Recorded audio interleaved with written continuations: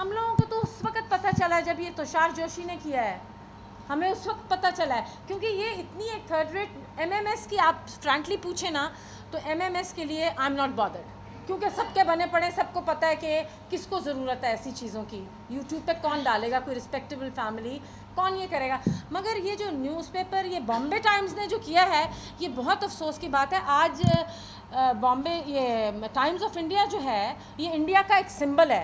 It's a very reputed good high class publication.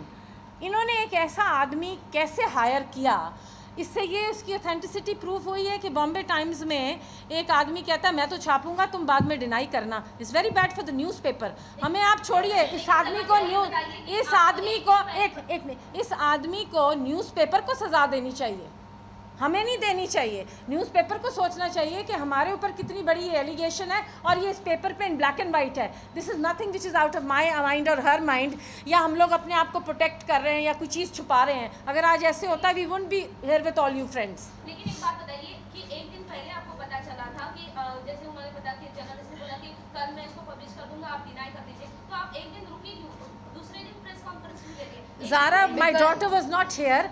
एक minute, मेरी publish होने से पहले आप हाँ सुनिए ना, पब्लिक होने से उसने ये नहीं बताओ, आपसे डायरेक्ट बात हुई। You will find this here, I want this copy to go to the press, ताकि आपको कॉन्वर्सेशन से पूरा पता चले कि किस तरह इस आदमी ने मलाइन करके ब्लैकमेल करने की कोशिश की है।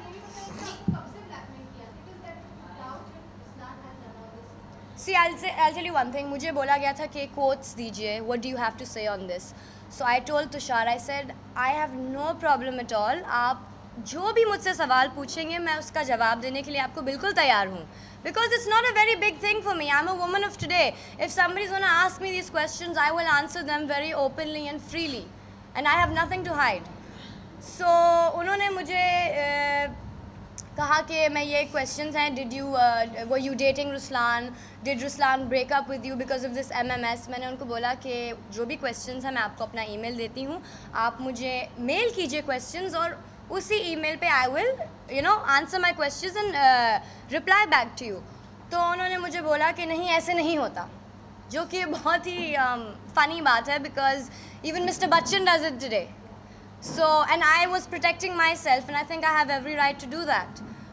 So he did not agree to it, and at the end of the day I said, okay fine, if you want to go ahead and do this, you do that, because if you're going to write rubbish like I was dating Ruslan when I'm telling you I was not.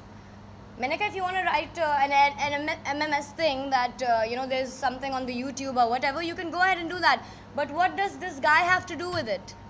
एक दिन एक journalist उठ के खुद ही अपने आप से ऐसी एक स्टोरी तो नहीं बनाएगा ना कि break up with Ruslan over an MMS, and then on top of that Ruslan is quoting here, I am very upset, I don't want to talk about it. What is that supposed to mean?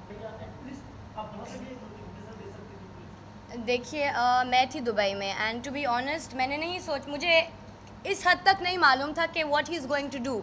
मैंने उनको बोला था कि what are you printing, तो उन्होंने मुझे बोला कि I am going to do a very balance story, of course I will take you in mind and I will write something nice about you, and it's there in ये printed बीबी का in the conversation है जो आपको सबको दिया जाएगा. So I didn't take much notice of it because I thought that it's something which will come and go. But the thing that upset me was that how dare somebody write that they're breaking up with me over an MMS when they have nothing to do with me at all.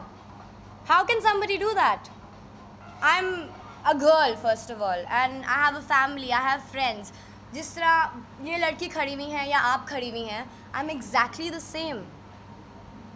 इनमें और मुझ में कोई difference नहीं है. जितनी इनकी इज्जत है उतनी मेरी भी है.